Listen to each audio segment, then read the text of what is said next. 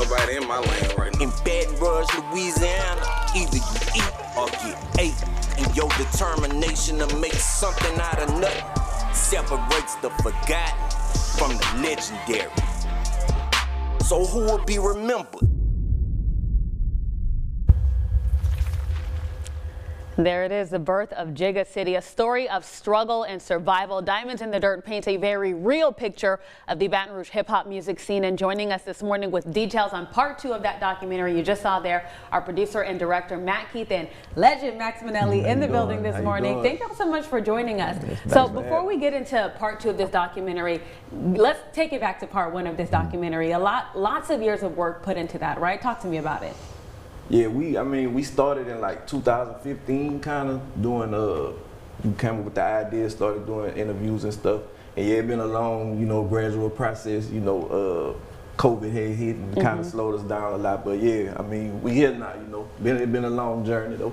So why tell the story of the background of Baton Rouge hip hop?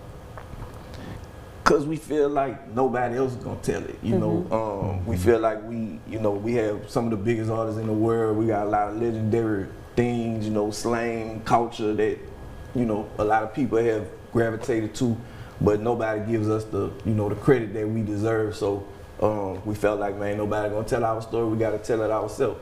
So would you say that Baton Rouge has been like a huge influence for music outside of the state, and you guys are just making sure that you get the credit for it, right? Absolutely, absolutely.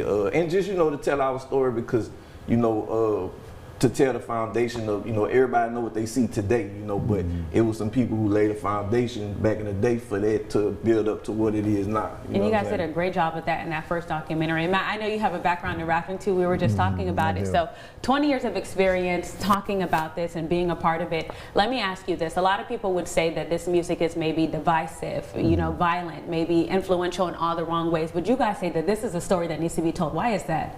That's a good question because we know, especially in our city, rap and hip hop has a black eye, because all the stories people hear that's not really in our culture like that. It's just bad stories. You hear about the, the criminal things and the, negativity, but it's really a positive side to it that never gets, gets shed on. So that's part of the reason too why we, was trying to do this. To just kind of show people like, hey, we know y'all know about all that bad stuff that happened, but there's also a lot of good things. We're entrepreneurs, we're business people, and we do a lot of positive things. We created jobs and, really created a whole industry in the city, you know what I'm saying? So that's, part of the reason too. And then it was also big, I guess, on artistic expression as well, right? Because a lot of the stuff in these songs are people's real life experiences. They weren't pulling from just storybooks or anything like that in these songs. Yeah, and we took a non-biased approach with it too. We let artists tell their own stories. Yeah. So we wanted to sit down and get it straight from the source.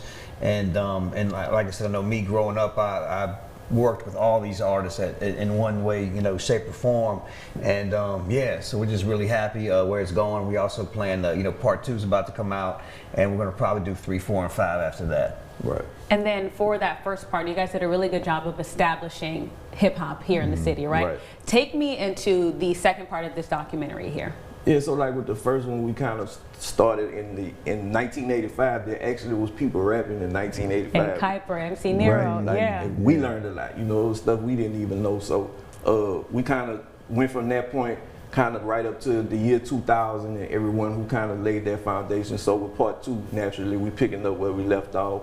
And we call it the birth of Jigga City because, 2001, 2, 3, that era is when, we started calling it Jigga City. Some people know why. I'm not gonna say why. And we'll get into that in the documentary. So for anybody who wants to see this documentary, you guys have a screening tomorrow night. Yeah. Give me that information for people who want to go and support what you guys are doing here. Okay, yeah. Tomorrow night we have a screening at the AMC Mall of Louisiana. It'll be a red carpet premiere. I know you'll be there. Yes.